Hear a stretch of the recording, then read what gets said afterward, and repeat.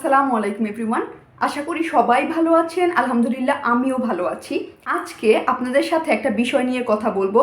সেই বিষয়টা হচ্ছে এই ইদানিংকালে বন্যার সময়ে আপনারা সবাই একটা কথা শুনেছেন, সেটা হলো বন্যার্তদের জন্য ক্লোরিন ট্যাবলেট পাঠানো হচ্ছে। আচ্ছা, এই বন্যার সময়ে ক্লোরিন ট্যাবলেটের কাজটা কি আসলে? এই ক্লোরিন ট্যাবলেটের কাজ নিয়েই আজকে আমরা কথা বলবো। এই বন্যার কারণে বন্যার চারপাশের পানিতে জমা হয়েছে many kinds of bacteria, virus, protozoa, অর্থাৎ বিভিন্ন ধরনের ভাইরাস এবং এই জাতীয় অর্গানিজম পানিতে জমা হয়েছে। যেহেতু বন্যায় মানুষের চুলা পর্যন্ত তলিয়ে গিয়েছে, তাই তারা চাইলেও এই দূষিত পানিকে ফুটিয়ে ব্যবহার করতে পারবে না এবং পান করতে পারবে না। আর এইখানেই ক্লোরিন ট্যাবলেটের কাজ।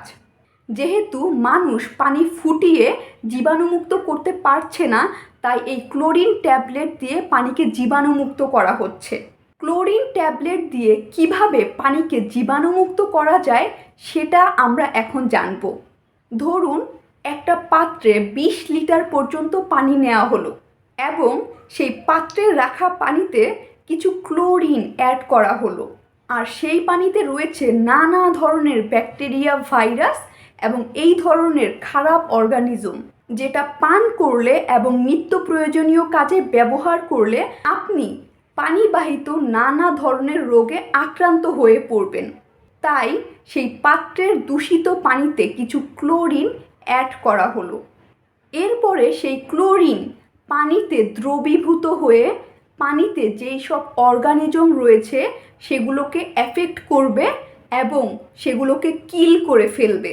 অর্থাৎ ক্লোরিন যে প্রত্যেকটা অর্গানিজমকে ধরবে এবং সেগুলোকে মেরে ফেলবে, এবং এক পর্যায়ে দেখা যাবে যে পানিতে অবশিষ্ট কোনো অর্গানিজমও নেই এবং কোনো ক্লোরিনও নেই।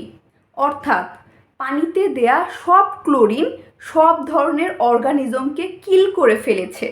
এই যে আপনি যে একটা নির্দিষ্ট পরিমাণ ক্লোরিন পানিতে দিলেন, সেই পরিমাণটাকে বলা হয় ক্লোরিন ডিমান্ড।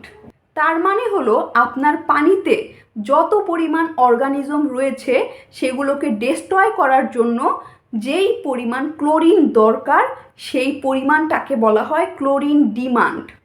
পানিকে ক্লোরিন দিয়ে দূষণমুক্ত করতে হলে আপনাকে সবার প্রথমে জানতে হবে যে আপনার পানির ক্লোরিন ডিমান্ড কত, এবং সে অনুযায়ী আপনাকে পানিতে ক্লোরিন অ্যাড করতে হবে।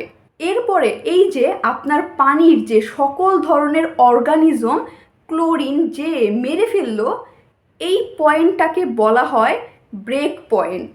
এই ব্রেক পয়েন্টে আপনার দূষিত পানিতে কোনো ধরনের অর্গানিজমও বেঁচে নেই এবং কোনো ক্লোরিনও অবশিষ্ট নেই। আর এই পয়েন্টটা হলো ব্রেক পয়েন্ট। এই যে আপনার পানিতে যে এখন কোনো অর্গানিজম নেই, তাহলে কি এখনই আপনি পান করতে পারবেন? তা কিন্তু নয়।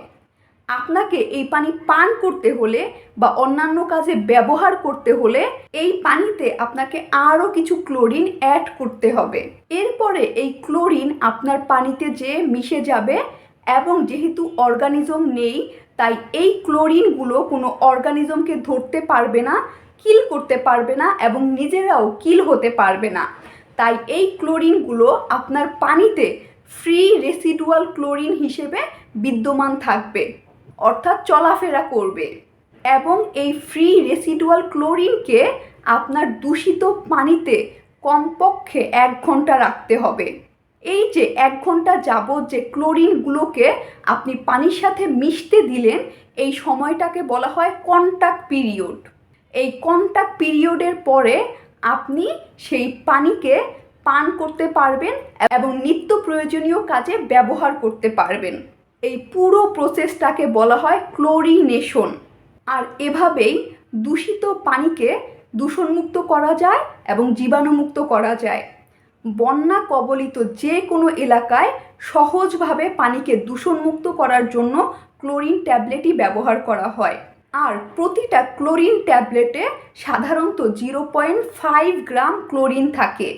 আর এই 0.5 গ্রাম ক্লোরিন ট্যাবলেট দিয়ে 20 লিটার পর্যন্ত পানিকে দূষণমুক্ত করা যায়। ধন্যবাদ।